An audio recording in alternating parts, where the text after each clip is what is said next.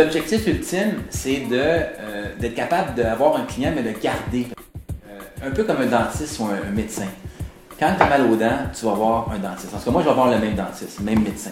Alors, lorsque c'est le temps d'immobilier, il faut être capable avoir donné assez de services puis avoir confiance avec la personne pour qu'elle pense à toi continuellement. Mais présentement, c'est pas ça. Overall, les gens ne sont pas très loyaux. Donc, ça prend du temps. Donc, pour arriver là, il faut que tu investisses. Donc, souvent, les gens pensent au court terme, à la transaction. Il faut aller au-delà de ça. Il faut regarder l'individu, puis il faut regarder, moi les clients, je vais les garder pour du moyen long terme. Alors, il faut vraiment penser aux clients et non pas juste à notre poche, OK, en tant que courtier. En étant passionné de ce que tu fais, c'est drôle parce que j'ai des amis qui me posent la question, mais comment tu fais pour travailler autant? Dans le sens que je compte pas mes heures. Là. Je travaille 7 jours sur 7, je suis tout le temps disponible. C'est même pas un effort pour moi, c'est vraiment une passion. Puis même que, exemple, parce que j'ai une autre vie, là, veux pas, là, ils disent que dans la vie, si ta vie c'est comme un livre, ça te prend plusieurs chapitres, mais j'en ai plusieurs chapitres. Mais c'est la première fois que quand quelqu'un me demande c'est quand tu vas prendre ta retraite, pour moi, c'est comme une retraite. Je vois même pas la fin de ça.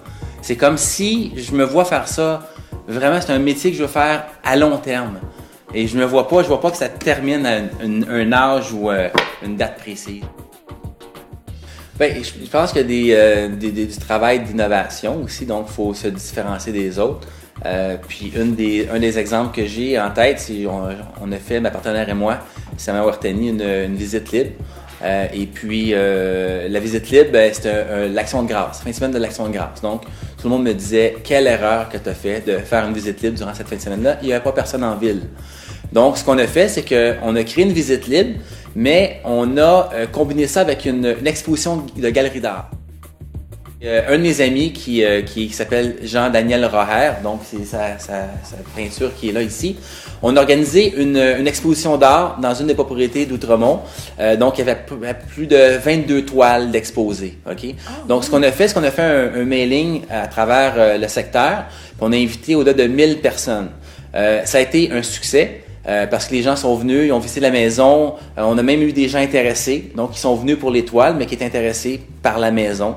Alors ça, c'est des façons, de façon vraiment novatrices de se différencier des autres.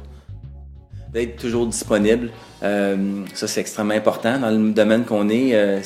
Faut aller sur le terrain, faut être impliqué. Parce que, je veux dire, le marché évolue, bouge, donc il faut vraiment suivre le marché. Et ça, c'est extrêmement important.